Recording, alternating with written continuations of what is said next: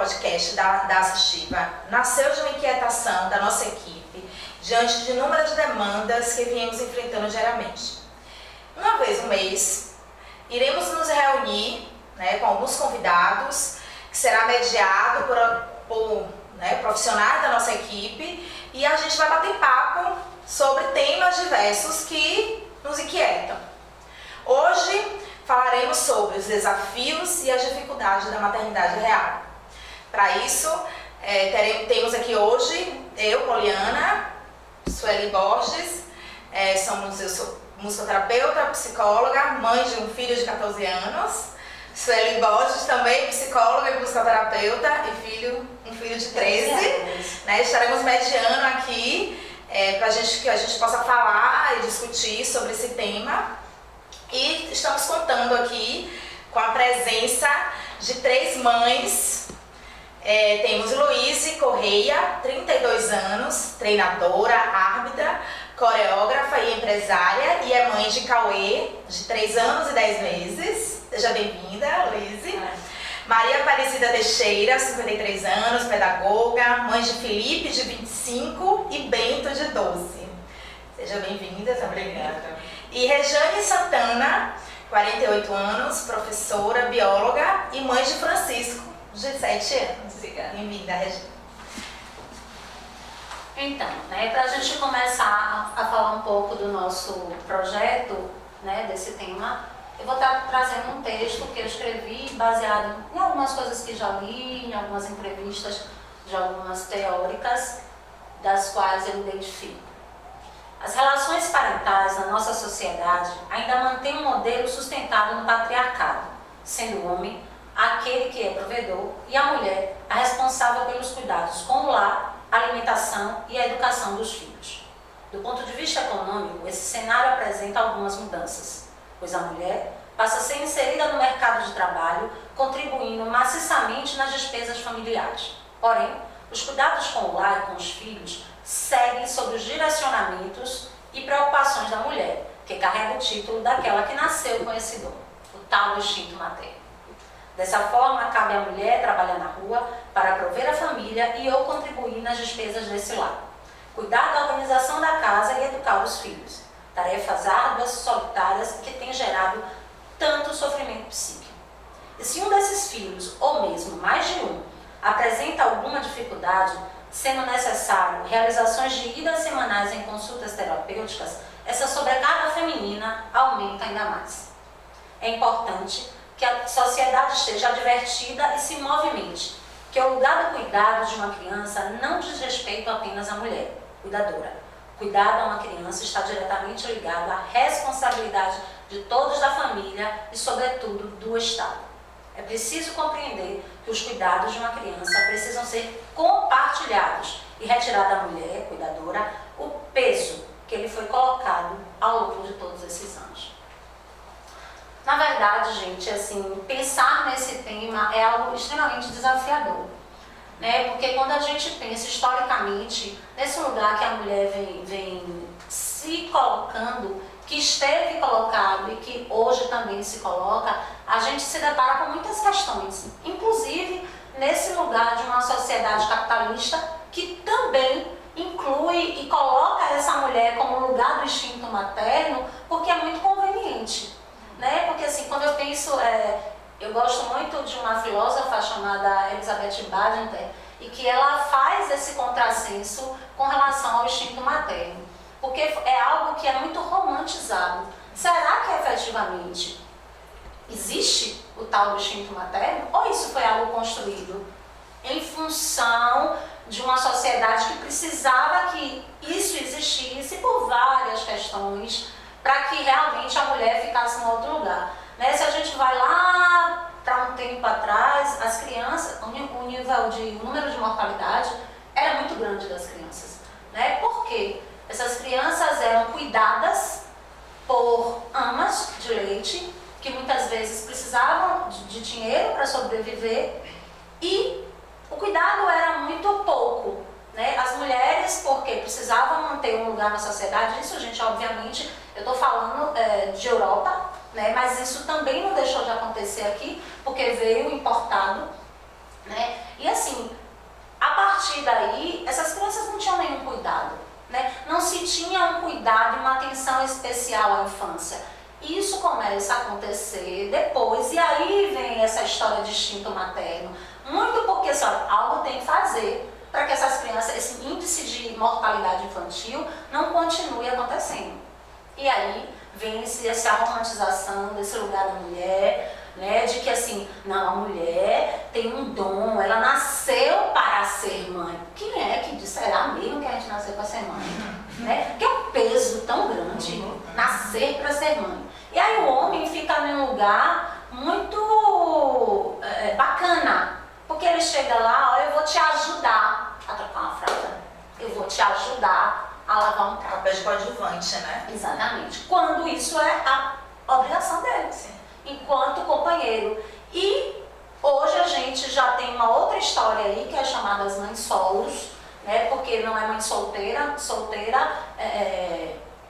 é um estado, né? Então é a mãe solo, porque é aquela mulher que ainda que tenha um companheiro do seu lado, muitas vezes ela é solo no cuidado dessa criança, né? De educar, de levar para a escola, de ficar preocupada se o menino está comendo, se não está comendo, se está doente, se não está doente. Então assim, é muita coisa, né, que nós, mulheres, carregamos ao longo desse tempo todo e que a gente precisa começar a desconstruir, socialmente falando, né? A gente precisa implicar o Estado na responsabilidade que ele tem sobre o cuidado com essas novas gerações. Porque se a gente não cuida da geração que está chegando, isso vai virando uma bola de neve.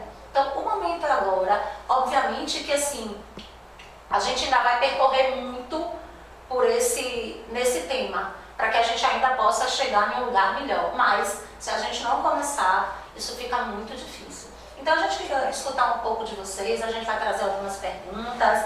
E talvez a primeira pergunta é: que lugar a mulher tem na sociedade? Quem quer falar? Quer falar, Cida? Eu pensei muito nessa pergunta, porque é vasto, é amplo, né? Sim. O lugar da mulher na sociedade, qual é o papel dela?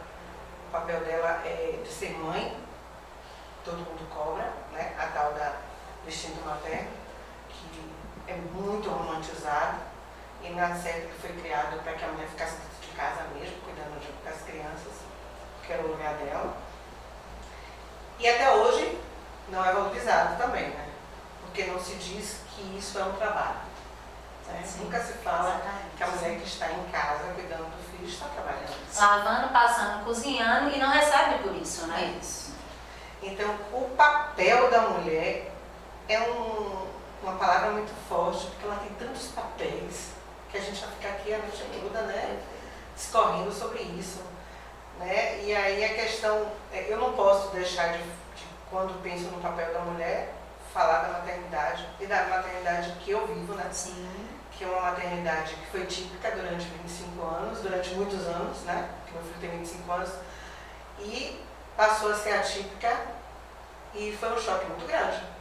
Você tem um filho típico, você tem quase um roteiro para seguir, né? Porque as outras mães que estão perto de você, da sua família, têm filhos típicos. E antes de eu ter um filho atípico, eu tive uma gestação, né, de 8 meses que foi interrompida, que eu perdi um bebê.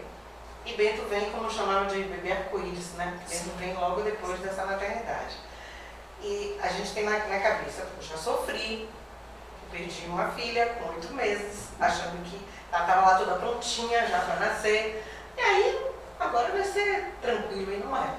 Aí vem uma criança atípica, um diagnóstico de uma coisa que eu não sabia como lidar, né? E aí, se a gente for pensar sobre isso, aí que a gente percebe o quanto nós somos sobrecarregadas, né? Em tudo, né? Se deu certo, se não deu certo. Eu me lembro que uma frase que me pegou muito quando eu perdi minha filha, era isso: Cida perdeu um bebê. Aí eu dizia, mas eu não quis perder, como é que todo mundo está dizendo que eu perdi? Aquilo ali, eu sempre usei essa frase, mas na hora que as pessoas iam falar, eu ouvia meu marido falando no telefone, ela perdeu um bebê. Eu perdi? Sozinha? Como foi isso? Isso aí me deu um nó tão grande, porque era como se eu pudesse procurar, eu podia achar que lugar que eu perdi. Né? Então, isso é mais uma culpa que a gente traz também, né? Com esse momento. Foi muito difícil, foi muito dificílimo. Então, no momento que aconteceu isso, eu queria engravidar logo. Parecia que eu queria substituir aquela criança que não estava no meu braço, Achava que tinha perdido. Tanto, né? Eu me lembro que teve um episódio de alguém fez assim, tem uma criança que foi deixada na porta de uma creche, de um orfanato. Vá lá ver. Eu fui porque eu estava imbuída naquele sentimento de que era a minha filha que estava ali. Nessa tentativa de encontrá-la. E meu marido dizia, não, vamos, você vai sofrer. Eu fui, peguei a criança, não senti nada. Eu disse, o que eu estou fazendo aqui? E aí você se toca que você tem que viver aquilo ali mesmo. É um luto, você tem que se ver, tem que passar por todas essas etapas. E aí eu queria logo engravidei. Eu perdi em 2009 e em 2011 eu engravidei de Bento. Quando o Bento começa a dar sinais, não é possível. Você faz assim, você errou, não é possível aqui. Porque é difícil. Você está no luto também. Sim. Você sai de um luto e entra no outro luto. O luto do filho ideal. Né? E falo muito nessa comunidade de mães atípicas que a gente sai do luto para a luta, mas a gente continua no luto o tempo todo.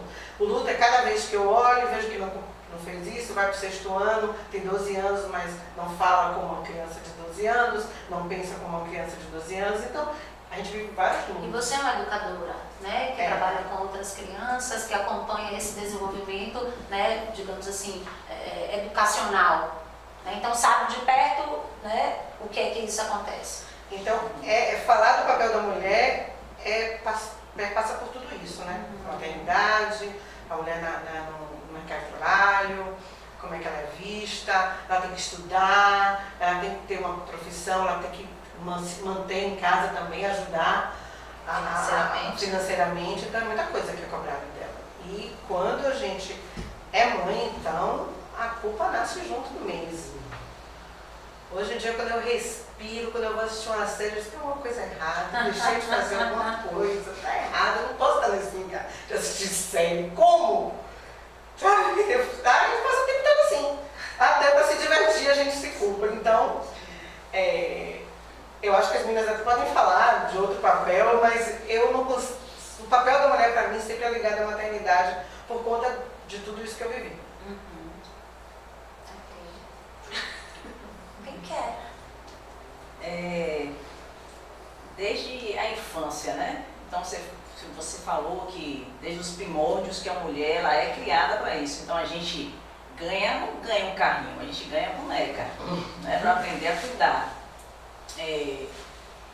Brinquedinho de fogão, panelinha e taranã.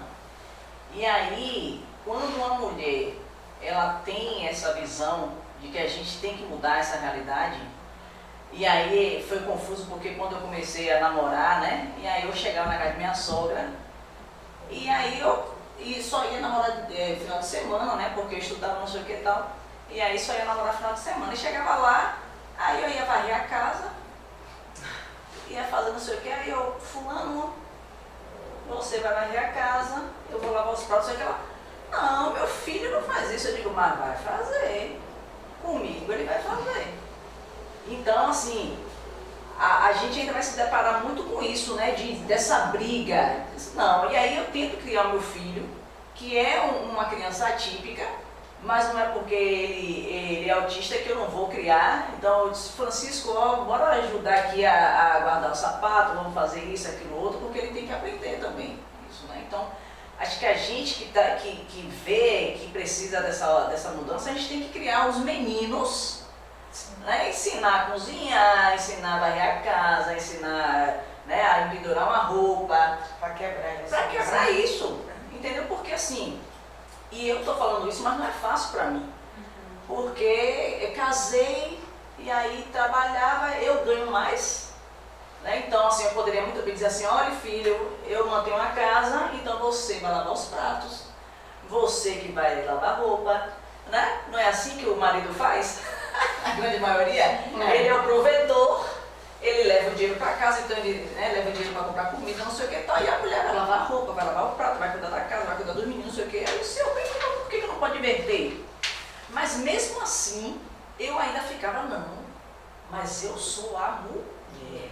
Então é eu que tinha que organizar a casa, não, assim tem que ficar assim assado, né? Ou então tinha que fazer do meu jeito. Então assim, ainda é muito difícil, está muito enraizado na gente essa questão que a mulher, ela tem esse papel de cuidar da casa, de cuidar dos filhos, sabe? Então, eu acho que tem que partir da gente mesmo essa mudança. E na escola também, né? Eu sou professora e falar disso na escola, porque senão não vai mudar, a gente não vai sair disso. E a questão da sobrecarga, porque a mulher na realidade ela fica sobrecarregada, a gente dorme e acorda sobressaltada. Né? Outro dia eu vi até um TikTok, que a mãe quando acorda, né, o menino vai, mãe já acorda, o que você quer? O pai não, o pai, o menino vai pra ele.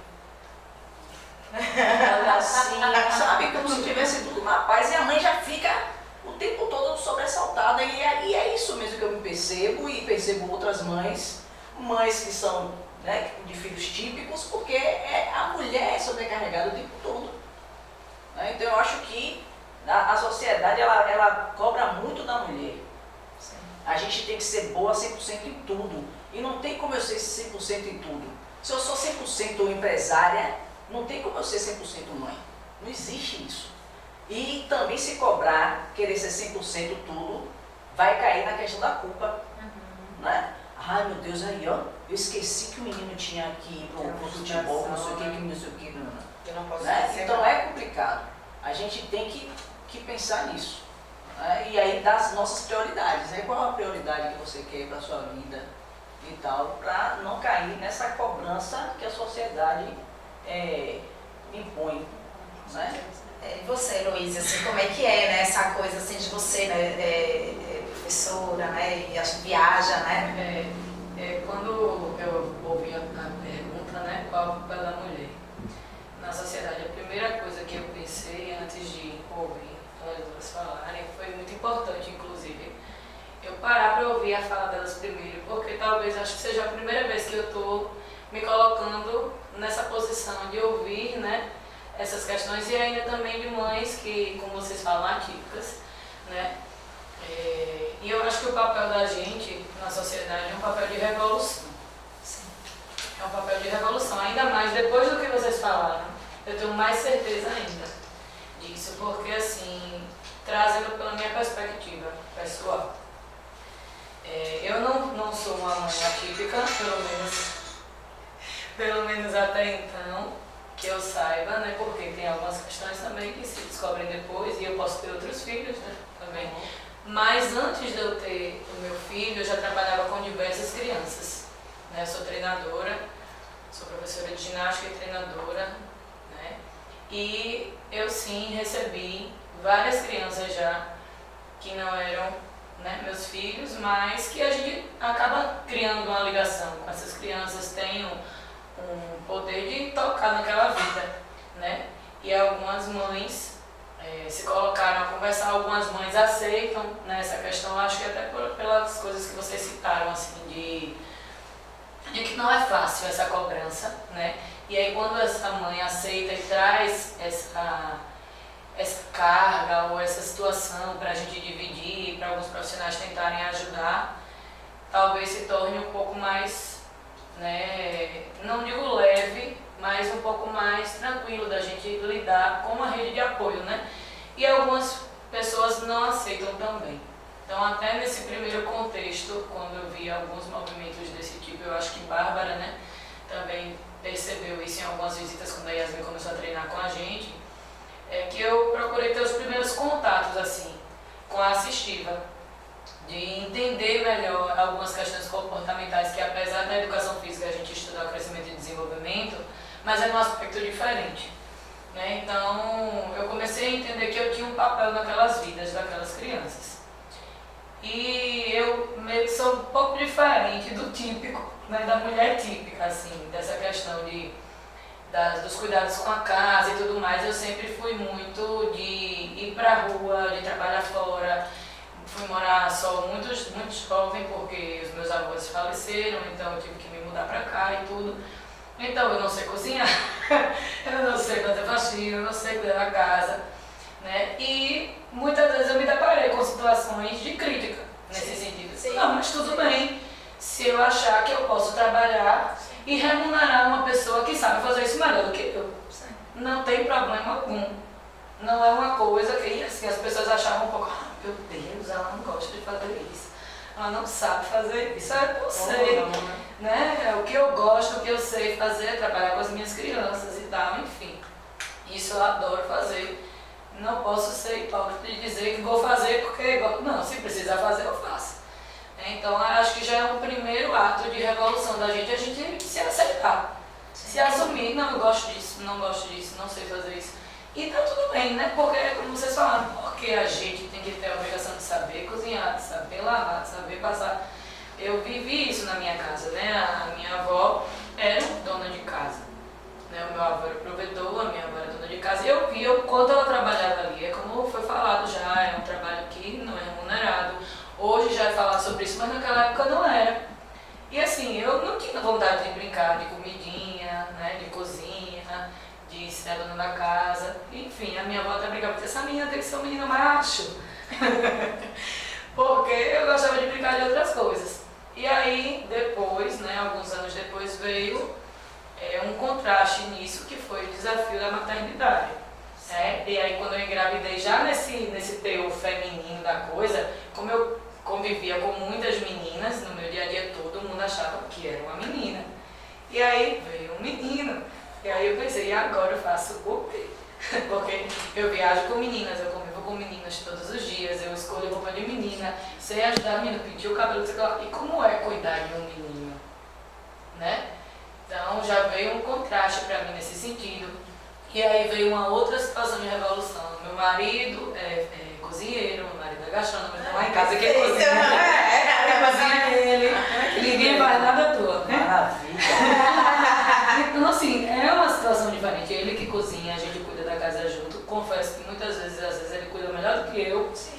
Quando eu viajo, ele precisa ficar com meu filho, aí vem a tal da pergunta, né? Cadê o bebê? Em todo lugar que eu chego, aonde eu estou viajando, a trabalho, seja o que for, assim, hoje eu já lido com isso mais tranquilamente. Mas na época que eu estava no puerpério, durante um ano eu não conseguia deixar o meu filho para viajar, porque eu não admitia que eu, como mãe, estivesse abandonando o meu filho para escolher pelo meu trabalho, aquilo ali era inadmissível. Então ele ia comigo, meu marido tinha que ir também. No primeiro ano, né?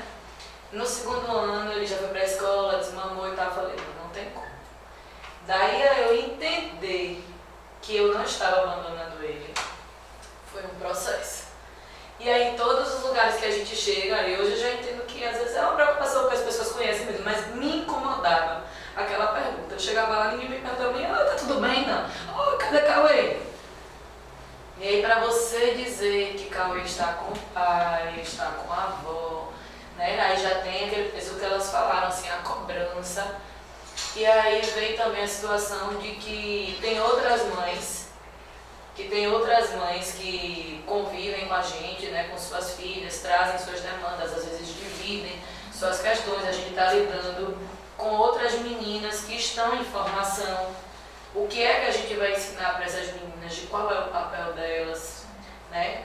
No meu caso, através do esporte, porque elas se tornam mulheres fortes, meninas fortes, que aprendem a vencer limites, que aprendem a se desafiar e que talvez chegar lá na frente elas não queiram cozinhar, lavar, passar, às vezes não vão querer ser mãe, né? Então eu me vejo assim nesse papel de revolução mesmo, de aceitar e seguir em frente, né? Se você é feliz assim, você é feliz, cada um é feliz do seu jeito. Com certeza. Você está falando aí, Luiz, está me vindo muito aqui a figura de Simone de Beauvoir, né? De que assim, uma feminista e fervorosa e lutando por esse lugar, outro que não esse lugar romantizado da mulher, né? E assim, e o quanto isso é importante, porque assim, hoje tem um ideal de maternidade, né? É aquela mulher que amamenta exclusivamente 6 meses, porque se ela não amamentar 6 meses, como é que pode? Né? E ela fica lá.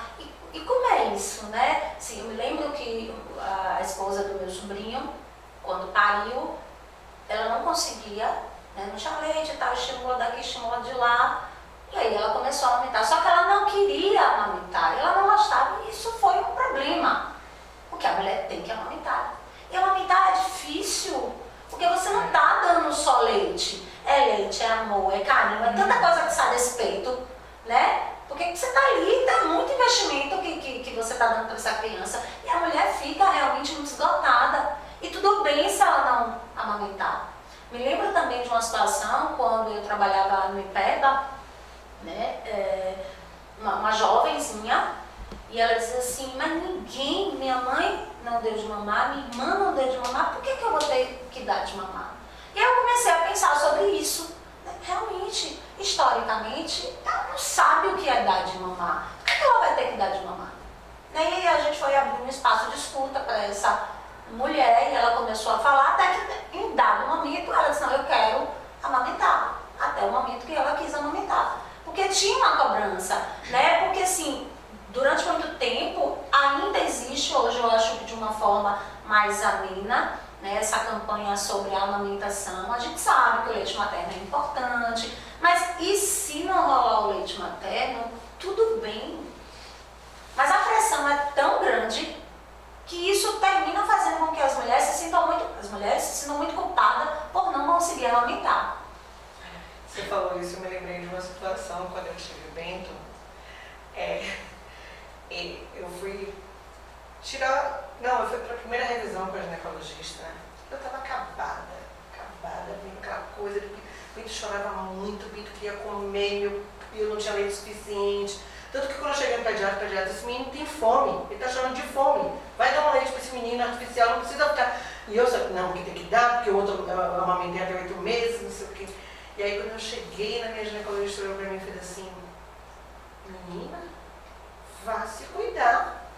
Seu marido bonitão aí, viu? Eu digo, só faltava essa.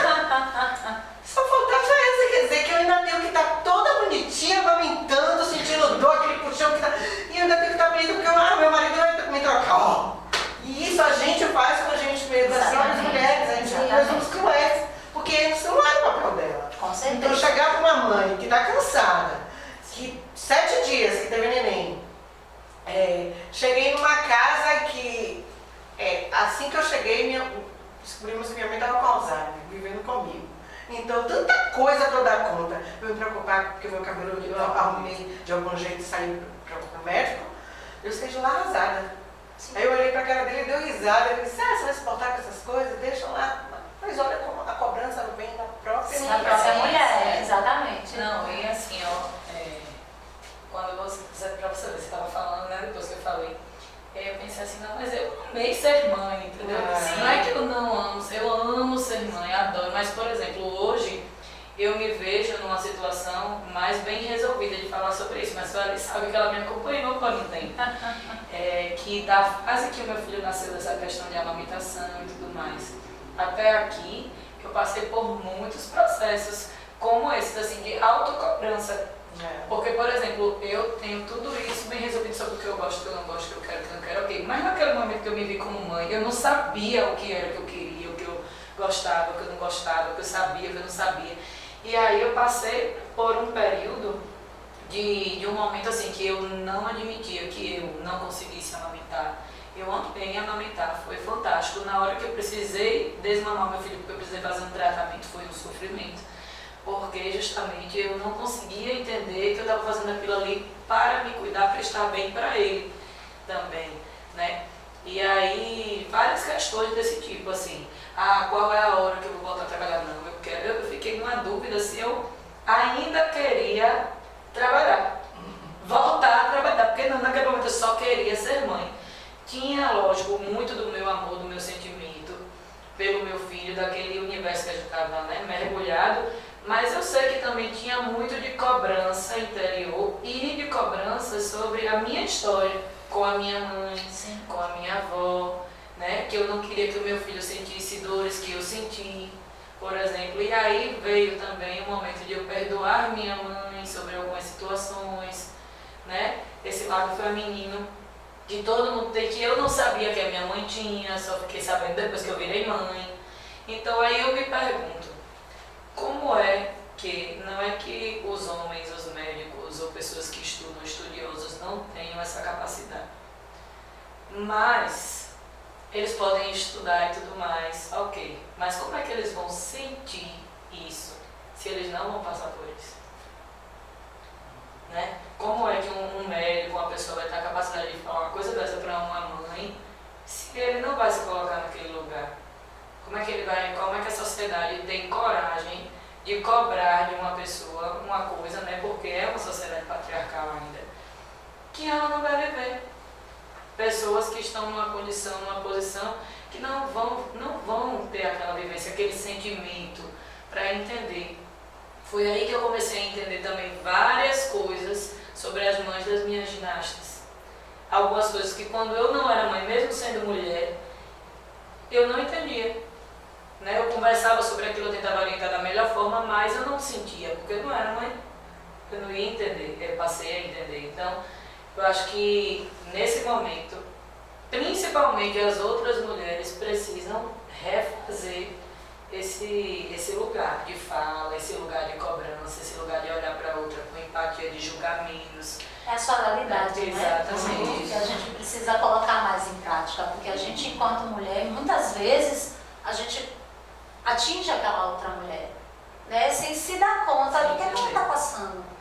Né? Então, assim, uma outra experiência que eu tive, que mexia muito comigo, eu trabalhei também numa maternidade de Lauro de Freitas, e assim, mulheres que estavam abortando, e simplesmente a equipe médica, né, tratava da pior maneira possível, porque sempre vinha como um aborto provocado, e muitas vezes não era um aborto espontâneo e que precisava fazer um processo de curetagem. E as mulheres eram execradas na sala de cirurgia, na sala de pré-parto, e assim, e a gente, né, o pessoal da psicologia que estava ali dando um acolhimento, né, escutando, porque o tempo todo, deixa ela esperar, eu já ouvi isso, deixa ela esperar, ela não provocou? Eu passei por isso. Então eu tive um aborto retido, né? Então 3 meses, e aí fui fazer a ultrassom, pensando que já ia vir cabeça, bracinho e tudo, né? E aí não via fluxo de sangue, aí a médica falou, olha, ele não evoluiu. E aí minha mãe não entendeu, minha mãe pensou que ele era pequenininho. Eu disse, não mãe, ele não evoluiu porque ele morreu, ele não foi pra frente. E aí o médico, né, eu liguei pro meu médico, ele disse, não, vá pro hospital, que aí vai fazer o procedimento. Isso eu cheguei cedo, estava em jejum. E aí quando eu subi, é colocado o tal Citotec, né, eu acho que é isso. E assim, deu 9 horas da noite, eu não tinha ainda colocado para fora, né, expulsado. E aí eu comecei a chamar a enfermeira, sabe, e eu senti isso da equipe. Esse desprezo. E aí eu comecei a chorar. Ela, tá chorando por quê? Tá chorando por quê? Aí eu peguei e falei, não, meu filho, assim, assim, assim. Aí que ela entendeu que eu não tinha provocado aquele aborto. Só que aí eu comecei a ter as contrações, e aí quando eu fui no banheiro, saiu, né? Aí eu coloquei numa toalha, aí que ela chamou o médico, então assim, eu fui pro centro cirúrgico fazer a curetagem. Quando eu cheguei no quarto, já era mais de meia-noite, e assim, com anestesia, tudo, colocaram o meu alimento distante. E aí eu lembro que eu queria comer, e aí eu fui assim com o braço, sabe, para ver se eu conseguia pegar alguma coisa, porque eu estava morrendo de fome. Porque já era o outro dia e eu sem comer. E aí assim, aí quando eu fui ter Francisco, eu com 5 meses de gestação, meu colo do útero estava aberto, né? Eu tive incompetência cervical, e aí eu tive que ficar internada em repouso absoluto, isso no hospital. E aí eu ficava com aquele reflexo, né, da coisa, tanto que aí depois de 15 dias, que eu fiquei praticamente 1 mês internada até ele nascer, né, que ele nasceu de 6 meses, aí mandaram uma psicóloga. para me acompanhar, porque eu relatei isso. Né? Eu disse, não, porque me trataram assim e que não sei o quê, e aí cada médico vinha e dizia, não, tem que botar progesterona intravaginal. Aí muda, não, ela tá com o colo do útero aberto, não sei o quê, não tem que ser oral. Aí ficava aquela coisa, eu já estava já desesperada, e aí me mandaram uma psicóloga que foi ótimo, porque ela me acompanhou todo o período, né, que depois que eu tive Francisco, ele ficou na UTI, foram 3 meses de UTI, e aí falando da amamentação, né, então eu passei por isso, na amamentação, por causa do estresse, porque a gente não sabia se ele estava, né, se ia viver ou não, cada dia era uma luta, porque ele estava com infecção, e aí o leite simplesmente secou, e aí eu colocava o peito naquela máquina, a máquina só faltava sugar o peito, porque ele ia todo assim. E aí dava lá o quê? 30 ml. Entendeu? 30 ml de leite, mas como ele tomava assim, era 2 ml, uma coisa que ele tinha que comer pouquinho, aquilo dava. Mas depois ele estava tomando 30. Depois passou a 100 e meu peito não dava conta. Aí vinha inveja, gente. Eu senti inveja, viu? Eu tinha mãe que tirava 2 mamadeiras. Botava assim, tchau, 2 mamadeiras. Eu pra ali, não pode nem dar um pouquinho de leite pro meu filho. E eu lá sofrendo, com o peito quase entrando na máquina para tirar 30 ml. Por causa dessa cobrança, né? Eu não consigo aumentar meu filho. E aí a culpa, gente, foi assim muito pesado. Então uma mãe, e aí eu pensei, por exemplo, por que uma mãe que teve um filho prematuro extremo, não sei o que, tem que ter o mesmo período de licença maternidade, né? Quando eu voltei a trabalhar, porque eu tinha que voltar a trabalhar, porque por mim eu não voltaria a trabalhar, pelo menos naquele momento. Meu filho tinha 6 meses, mas na realidade ele tinha 3, né? Era 3 meses de idade corrigida, então meu filho não rolava, não sei o que tal, eu tinha medo de deixar ele, né? Aí eu ia trabalhar, mas a cabeça estava em casa. Então essa questão, a gente volta para a sociedade, volta para essa maternidade, que a maternidade não é aquela maternidade, né, idealizada, né? Idealizada, romântica, né? Romântica, não tem nada de romântico. E a típica então que fala, Não é? meu Deus, eu já vi tanto isso. Meu Deus, mas você é uma pessoa, você foi escolhida. Ah, que Deus nada. te escolheu para ter. Eu não podia. Eu não ia conseguir. Você foi escolhida. Como é que é, eu fiz? Eu ia perguntar Péssimo, isso. péssimo. Péssimo, mas eu não tenho aquela vontade de discutir, explicar, sabe? Eu não tenho essa energia mais de ficar discutindo, dizendo, eu ouço e não corrijo. Talvez meu papel vai ser de corrigir, mas é porque eu também estou cansada, às vezes, de corrigir, porque isso é um absurdo, você não pensar que você está falando para o outro que você não podia ter um filho assim. Só ele pode, porque ela vai aguentar. E você não. Então, cadê a empatia? Como é que essa fala sai do nada, assim? Você não pensa, você não filtra antes de falar. E a gente ouve muito isso, né? Porque os anjinhos azuis, né? Essas crianças são crianças especiais. Às vezes eu gosto de música, né? Ele deve ter um dom, como se fossem todos São iguais. super inteligentes. Nossa, adoram números, né? Primeiro porque tem uma coisa estereotipada, né? Que a Demais. gente vê na televisão. O Demais. autista, ele é super inteligente, ou ele é assim, ou ele é assado. Né? Algo que é bem, bem estereotipado. Né? Hoje já minimizou um pouco mais isso, porque a gente já vê filmes com conteúdos mais realistas, onde a gente pode realmente ver de fato o que está acontecendo, além Um vasto material. também. exatamente, além de um material científico, né, de artigos científicos, de profissionais falando a respeito da temática. Então isso já diminui um pouco, mas ainda assim a gente chega na novela, a gente vê o que a gente vê, entendeu? Então isso realmente é muito cruel e é muito difícil. Né? Eu queria voltar um pouquinho no que Regis falou, na questão, né, de quando uma mulher que entra no hospital, e assim, possivelmente você estava no hospital particular. Imagine no hospital público. Né? Porque no hospital particular, com toda uma estrutura, né, onde as pessoas entendem que quem está ali tem uma certa grana para bancar o plano de saúde ou para pagar o tratamento particular, e no hospital público. que são mulheres de baixa renda, né, que muitas vezes não foram para uma consulta de pré-natal. Eu já acompanhava, né, no momento de parto e era o que a gente via. Mulheres que nunca foram. E a enfermeira ou o médico, naquele exato momento de muita dor, e diz assim, mas por que você não veio dar uma bronca? Parindo outro, né? Exatamente. Porque tem uns que lembram, né? O mesmo hospital, já é o terceiro, ou o quarto, ou o quinto, e você ainda quer outro, ainda está aqui. Espero que ano que vem você não volte mais. Imagine. Que lugar é esse que a sociedade nos coloca?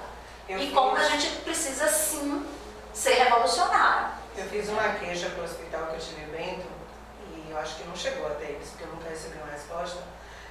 Que eu tive Bento, não. Que eu fiz a cesárea de Sofia, que eu fui para o hospital, porque senti que ela não se mexeu, e aí cheguei lá, me botaram, não escutou o coração, mas até aí eu estava tranquila, porque estava com a barriga grande, podia ser, ela falou, não, pode ser a posição, mas elas já sabiam o que era, né? Aí me botaram numa enfermaria junto com a menina que estava no início da gravidez. Aí eu fiquei lá, fazendo toda a peripécia, ficando de quatro para ver se a criança mexia, agoniada porque eu já queria ir embora, tanto que eu falei assim para minha sobrinha, não, daqui a pouco eu chego, fique atenta que eu vou chegar tarde hoje. E aí me chamam para fazer uma ultrassonografia, e na hora que eu entrei para fazer a ultrassonografia, apagaram todas as luzes. Aí eu achei estranho, né, tudo escuro, e eu não conseguia ver o monitor. Eu não vi o monitor, e de hoje que ela passava, aí meu marido levanta e vai ver o monitor e encosta. Aí que eu percebi que tinha acontecido alguma coisa muito grave. E aí me pegaram, botaram na cadeira de rodas e botaram para eu voltar para o quarto. Eu disse, eu não vou voltar para o quarto. Tem uma menina ali que está grávida, como é que eu volto para o quarto? Eu querendo chorar, sem não ter consciência, aí me tiraram, botaram em outro quarto. E aí... Bacana, assim, a sua sensibilidade. Né? Num momento de muita dor sua, na hora eu só fiquei você pensando, consegue se preocupar com o outro. E aí me levaram para outro quarto, eu deitei, aí foi uma hora que me deram uma medicação, que meu marido desabou mesmo, chorou. Eu estava vendo ele chorar, mas eu deixei ele chorar. E aí teve uma técnica de enfermagem que entrou, pegou o becinho e fez assim, deixa eu tirar daqui que você não vai precisar. E aquilo ali me tomou de um jeito que eu não estou acreditando no que eu estou ouvindo. E me colocaram num lugar com as crianças chorando. Aquilo ali foi me acabando, sabe? Eu disse, meu Deus, eu não vou aguentar. E eu pedi, pelo amor de Deus, me tire daqui. Aí meu marido falou com a equipe do hospital, aí me tiraram, me botaram em outro lugar, numa ala que não era maternidade, porque eles não tiveram cuidado. Nenhum cuidado. Em vir falar comigo, uma hora ele deitou para descansar numa maca, tiraram ele da maca porque não era para ficar ali, mas não tinha ninguém para deitar ali, sabe? Uma falta de tato, uma falta de sensibilidade, de empatia. E embora então, foi péssimo. Um monte de mulher saindo com seus bebês no colo e eu não tinha. E foi a minha maternidade que eu tive Felipe e eu sabia o que era sair com o bebê no colo. Né? E eles não tiveram. Eu escrevi, fiz um relato enorme para o hospital, mas nunca recebi. Falei até com a minha cunhada, que é enfermeira, eu disse, converse com os seus colegas, porque foi um absurdo que eu passei. Uma falta de cuidado muito grande, sabe? Mínimas coisas que poderiam ter sido feitas e não foram feitas. E causa mais trauma do que o trauma em si, né? De você perder um bebê. Então, a gente acaba vivendo essas coisas que só vai somando, né? Na nossa vida. E a gente também tem que aprender a desconstruir tudo isso. Né?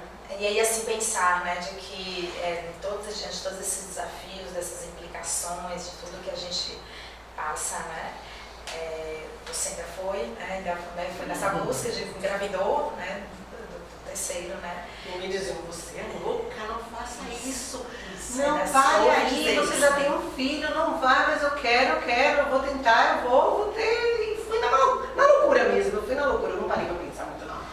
Eu disse, não, o tempo está chegando, a idade está chegando, eu tive Bento com 41 anos. Então eu fiquei com medo, não vai dar tempo, eu queria ter outro filho. Arrependida também porque não tive antes, né? Porque fiquei ouvindo, não vai dar, duas faculdades, meu marido fazia 2 faculdades para pagar. Não, é muito caro e você fica naquele contexto todo. Mas aí eu corri contra o tempo. Né? E hoje eu digo para vocês, eu não sei como seria se Bento não fosse autista.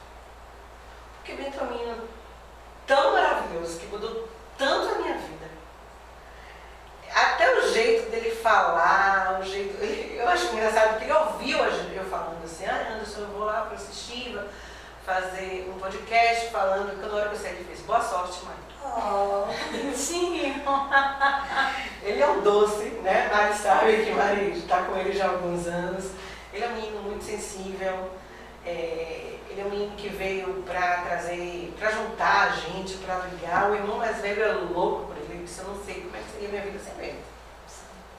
E olha que tem uma carga grande, né? Que eu já conversei com ele. Filho, quando eu partir, eu disse, seu pai, você que vai cuidar do seu irmão. Eu acho muito pesado, mas eu vou contar com quem? Quando vocês falam aí de rede de apoio, eu não tive rede de apoio.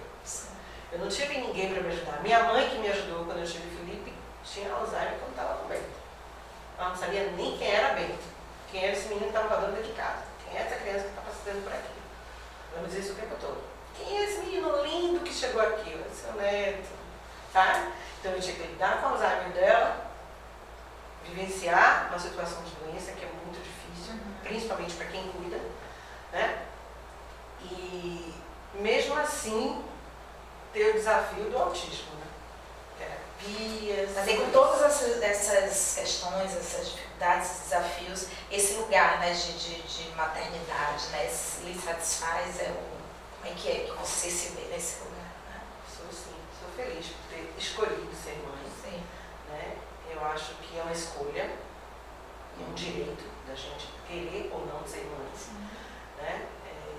Eu quis, não desde pequenininha sonhei ter um bebezinho, nada disso, não tinha nada disso. Não, eu casei e tive muitos irmãos, apesar de meus irmãos terem uma idade completamente diferente da minha. Eu tenho minha irmã mais velha que tem idade de ser minha mãe, né? Então eu não convivi muito com irmãos, convivi mais com as minhas sobrinhas que têm idade próxima. Eu queria ter filho e depois eu queria que meu filho tivesse irmão. Eu queria que ele fosse filho único. Então, sinto falta.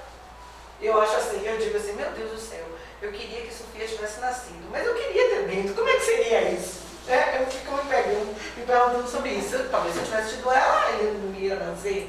Então, é uma confusão que a gente faz, mas eu sou muito realizada e feliz por ter tido meu filho. Por tudo que eu passei, quando a mãe recebe um diagnóstico, eu sei que é difícil, a gente sofre muito, sofro ainda, né? Eu acho que a mãe é atípica, ela tem que ter um apoio psicológico, ela tem que ter uma forma dela extravasar, de ela viver um pouquinho só ela, porque ela acaba não vivendo ela, só a maternidade o tempo todo. Mas eu não me arrependo de nada. E a importância da rede de apoio entra exatamente nisso, né? Nesse lugar que a mulher precisa ser mulher, né? Ir ao cinema, sair com as amigas, sair com o marido, com o namorado, porque isso é necessário, né? E essa rede de apoio vai pela família, vai pelos vizinhos, mas assim, a gente precisa reforçar isso, porque justamente por ainda vivermos esse ideal de que é a mulher que tem que cuidar, é a mãe que tem que cuidar, essa rede de apoio ainda não se sustenta efetivamente. Os próprios pais, quando recebem o diagnóstico, eles vão embora, muitos deles. Sim, muitos. Eu faço parte de um coletivo de mães, que é o Altimais, e no grupo a gente teve uma situação, eu trabalhando, né, na escola, aí teve uma hora, no final, eu peguei o celular, tinha 1000 mensagens. Eu disse, aconteceu alguma coisa nesse grupo. Eu quando fui olhar, foi uma mãe que disse, ai gente, eu estou desistindo, eu não consigo mais. Ela disse no grupo que ela ia se matar.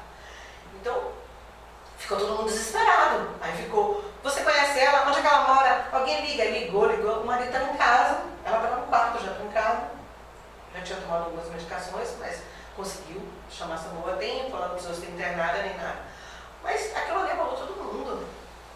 Porque a gente fala quando entra, a gente recebe, a gente acolhe, a gente fala, olha, tente isso, tem a mãe que fundou Fabiane Borges, ela fala, aqui lê esses livros, comecem por aqui, sabe? Tem sempre uma que fala alguma coisa, a gente vai lá e ajuda.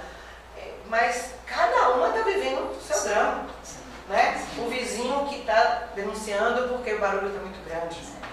Ao invés de bater na porta e dizer que ela ajuda, mãe, você está precisando de alguma coisa? Por isso que às vezes eu digo assim, olha, ele é autista. Porque eu fico com medo de como a sociedade vai encarar. Ele fica às vezes fazendo a estereotipia dele, o flap dele, eu fico com medo de bater em alguém e alguém não gostar. Porque hoje a gente vive nessa sociedade. Que olha feio, né? Então eu já vou querendo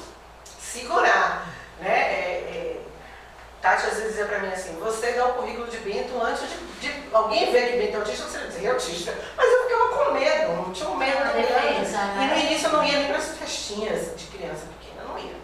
Chegar lá, ele não vai gostar de ficar, ele ficava no chão olhando pro teto, e eu não queria passar por isso.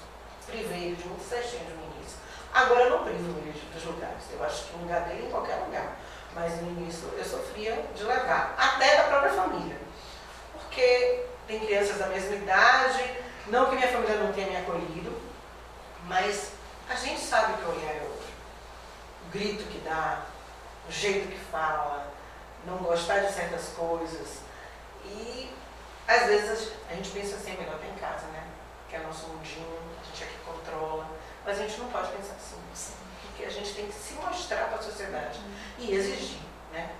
Os direitos que a gente tem em relação às políticas públicas que não existem, né? A gente está conseguindo algumas coisas, mas a duras penas a gente sabe que é difícil, que as pessoas não aceitam, que as pessoas discriminam, que as pessoas não querem ver, não incluem ainda, mas a gente está na luta. E é exatamente isso, né? A gente poder se fortalecer enquanto mulher, enquanto profissional, enquanto mãe, né? Exatamente trabalhar essa saúde mental, e a gente está no Janeiro Branco, né? A gente fala que é exatamente, né? A gente termina amanhã, o último dia do mês de janeiro, mas que é o mês que vem enaltecendo esse lugar do cuidado com a saúde mental, né? Não que a gente não tenha que não cuidar dos outros meses, mas é só uma campanha onde a gente enaltece a importância desse cuidado, e é exatamente isso, a gente precisa se fortalecer e criar essa rede mesmo, mas uma rede bem consolidada, para que a gente possa, inclusive, dar autonomia dos nossos filhos, seja ele com a dificuldade que for, né? Isso é muito importante. E é isso que eu ia falar, isso é muito importante, sobre essa questão da rede de apoio. Por exemplo, no meu caso, foi bem difícil para mim no começo, a questão da rede de apoio, porque, por exemplo, além de eu ter algumas questões minhas, particulares, eu não tenho família, né? Aqui em Salvador, só a família de meu esposo. E naquele momento, para mim, era difícil eu entender que não era minha mãe que iria estar perto de mim, mas também ele nasceu na pandemia. Né? Cauê nasceu com 15 dias do isolamento social. Então, além disso, eu morria de medo dele se contaminar, de qualquer coisa assim. Com 24 horas que ele nasceu, a minha sogra, pouco menos de 24 horas, ela foi lá na minha casa. Mas eu disse ao meu marido assim, ó, eu não quero que ninguém toque. Nem chegue perto, nem só olha assim e pronto. Não vou privar, né, ela de ver. Mas porque eu estava em pânico, ninguém sabia, né, o que era o Covid, estava aquele movimento. E assim, eu tive uma bênção, assim, eu digo nesse sentido, porque eu ouvi várias questões que vocês relataram sobre os hospitais, né, voltando um pouquinho nesse sentido, para trazer um pouco da questão do que eu falei da revolução de algumas esperanças também. Hoje existem, não sei se vocês já ouviram falar, no documentário que tem do Renascimento do Parto. Sim. Se vocês já assistiram, ou quem estiver grávida e quiser assistir, eu recomendo, foi uma coisa que me ajudou muito, né? Me recomendaram, eu assisti. E eu já tinha muito uma coisa dentro de mim, porque eu não sou muito chegada ao hospital, né? Eu cuidei do meu avô faleceu comigo no hospital e tal, então eu não queria ir para o hospital. Eu evito o máximo possível. E aí, quando eu assisti esse documentário, eu só tive certeza que eu queria ter o meu filho em casa. Só que eu nem imaginava que ia ter uma pandemia.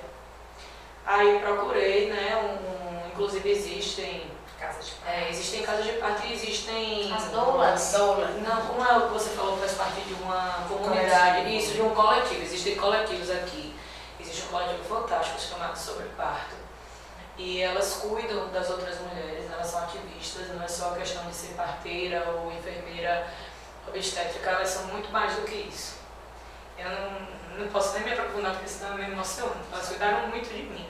E eu tive a oportunidade de ter o meu filho em casa, acompanhada por elas e por uma doula chamada Maiana Coquille. Elas são fantásticas, Tanila Gleiser e a Maiana Coquille. Então elas cuidaram de mim e eu pude ter o meu filho em casa. Eu até saí no jornal, porque as pessoas achavam que era por causa da pandemia, mas não era. Era por causa de todas essas coisas que vocês relataram que eu tinha medo que acontecesse comigo. Não sei porquê, mas eu morria de medo. Então, aí todo mundo chega lá, você é muito corajosa. Eu gritando. Só que assim, é uma capacidade que todas nós temos e é uma escolha, é uma decisão. Às vezes não é, às vezes a sua condição de saúde não permite, né?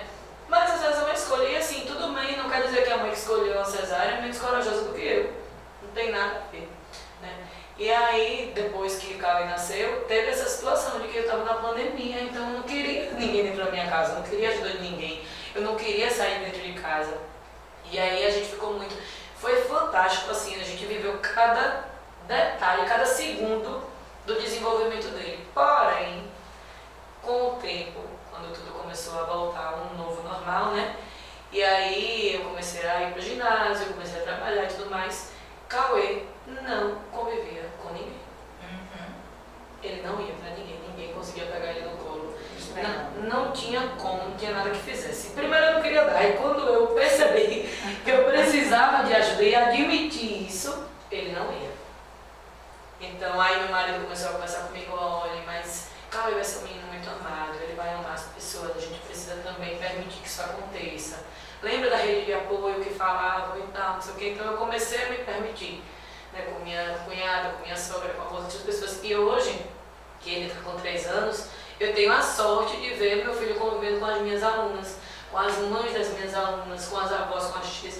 E aí o que Sueli trouxe é muito importante nesse sentido, assim, além dessa questão da rede de apoio, ajudar a mãe, né, ajudar esse processo da gente ter um momento sozinha, ter um momento em casal e tudo mais, essa rede de apoio também tem a função de criar um laço para aquela criança. Sim. Né, ser um lugar de confiança para aquela criança começar a se desenvolver, para ela começar a falar sobre ela, a entender do que ela gosta, do que ela não gosta e poder assumir isso sem ser julgada. Várias questões assim. E a mãe, que querendo ou não naquele momento, principalmente para mim, no caso que sou mãe de primeira viagem, né? Eu estou aprendendo muitas coisas, inclusive sobre meu filho. Mariana, na época, teve uma fala que ela falou assim, foi uma coisa muito marcante para mim. Ela, vocês ainda vão se conhecer. Ela falou assim, sorrindo, o olho chega a brilhar. Aí eu, como assim? Ele é Cauê. Eu sou a mãe dele. Como é que a gente vai se conhecer? Hoje eu entendo o que ela falou. Porque agora que ele está se entendendo como uma pessoa, que ele está entendendo o que ele gosta, o que ele não gosta, que eu estou entendendo o que é que ele gosta, o que ele não gosta, e do que eu gosto nisso aí, do que eu acho certo, do que eu acho errado. E assim, até onde você vai, até onde ele vai, e a rede de apoio nesse sentido também precisa entender que o papel dela naquele momento não é dizer o que é certo ou o que é errado, ou julgar, ou... Não, é só estar ali. Às vezes é só tipo assim, Apoio, né? olhar assim no meu olho, A sabe? palavra já está dizendo apoio. Tipo assim, né? tô aqui, é isso, entendeu? É isso. Quantas vezes eu fui para a cama de minha mãe porque eu tinha um medo assim muito grande de ficar louca, né? Depois desse parto complicado e de 3 meses de UTI, né? E aí eu tinha medo de ficar só.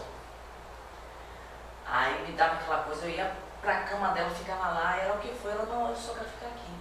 Só pra não ficar sozinha, porque eu não aguentava as vozes na minha cabeça. Entendeu? Então essa coisa de só o olhar, só a pessoa tá ali. Ou seja, eu não preciso que ninguém dê palpite de como eu devo ou não criar o meu filho. Entendeu? Porque aí a gente que vai ter as nossas... Mas assim, poxa, como foi importante eu contar com minha irmã agora, né? Para ela estar com ele, para eu vir aqui. Ou ele participar com minha mãe e ficar brincando na cama, fazendo estripulia. É de manhã a senhora está ensinando isso pro menino. Mas aí ele adora, eu vou pra casa de vovó, que eu vou brincar com vovó. Né? Então, assim, é ele fazer a rede dele também. Sim, é importante essas relações. Isso. Então, é muito importante ter a rede de apoio. Né? Isso possibilitou que eu voltasse a trabalhar, que eu possa estar lá, né, inteira no trabalho, né, não ficar preocupada. Então aí eu posso naquele momento ser tipo quase 100% profissional. Né? Então assim, eu acho que como a gente está fazendo esse podcast, várias pessoas vão ouvir, que ao invés de julgar, né, aquele outro, uma mãe, que foi ela que é até aqui da clínica, ela disse que a polícia apareceu na casa dela. Imagina. E aí um vizinho que denunciou porque o menino ficava gritando. Eles achavam que ela estava batendo no menino. Aí ela disse, vem cá, por que você não vem me ajudar a lavar a roupa? Agora não tá, não. Então assim, parar mais de julgar, né? E perguntar assim, o que eu posso fazer por você nesse momento? Né? Olha, olha, eu encontrei esse texto, eu lembrei de você, entregar para essa pessoa, sabe? Você precisa que, sei lá, que eu fique aí um pouco, precisa conversar, você quer tomar um chá, né? Um café? Poxa, às vezes, não desmerecendo o psicólogo, mas às vezes você, numa saída dessa com as amigas, você conversa, aquilo ali, Sim, você é necessário, né? Então, assim, gente, vamos criticar menos e ter empatia com o próximo, né? Dizer assim, poxa, ó, fulano, a criança está fazendo assim, mas será que é birra que ela está fazendo? Ou essa criança tem uma hipersensibilidade, né? E aí, não ter só aquela coisa, as pessoas têm mania de criticar. Então a gente tem que olhar, ou ter um olhar empático, e aí percebendo a necessidade, se colocar no lugar do outro, né? E dizer assim, aí, o que eu posso lhe ajudar nesse momento? Né? Então eu acho que a participação aqui hoje, a mensagem vem muito disso, né? Sim. Porque quando a gente forma essa rede e um ajuda o outro, na realidade, quando você coloca o amor, né? Tudo tem a ver com amor, porque quando eu amo o próximo, eu me preocupo com ele, eu tenho um olhar empático, eu tenho respeito, né? Então, assim, eu melhorei bastante, né? Porque eu fiquei na revolta. Depois do diagnóstico do meu filho, eu briguei com Deus. Eu disse, mas Deus, eu lhe pedi um filho normal. Né? E aí eu cheguei assim, a olhar para o meu filho com um olhar de desprezo, entendeu? Porque eu não queria uma criança assim. Eu vinha de um trauma, porque eu ajudei a criar meu tio que tem deficiência física e mental, né? Então eu sei o que é uma dificuldade de você estar com uma pessoa, com uma cadeira de rodas, as pessoas olham, você é tão boa, que você saiu com ele, vai passear. Para mim aquilo era tão normal. Levava ele para show, entendeu? Praia, tudo pra mim era normal fazer aquilo. E para outras pessoas, meu Deus, olha como ela é boa, não é?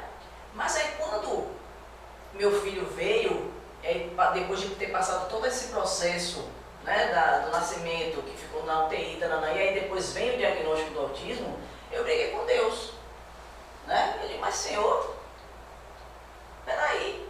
E aí eu fiquei muito revoltada demais. Menino, para com isso, por que você fica com a mão assim? Por que você faz isso? Então, só que aí eu fui estudar. Eu fui estudar o que é estereotipia, o que é ecolalia, o que é não sei o quê. Então, para me ajudar a entender meu filho e buscar tratamento para ele, né? O que ele precisava fazer em uma clínica de referência, né? Porque infelizmente no SUS você tem muita dificuldade, então eu fico assim pensando, meu Deus, pessoas que não têm condições ficam anos, essas crianças, anos, e a gente sabe que cada minuto é precioso até conseguir uma vaga, e quando consegue uma sessão de 20 minutos.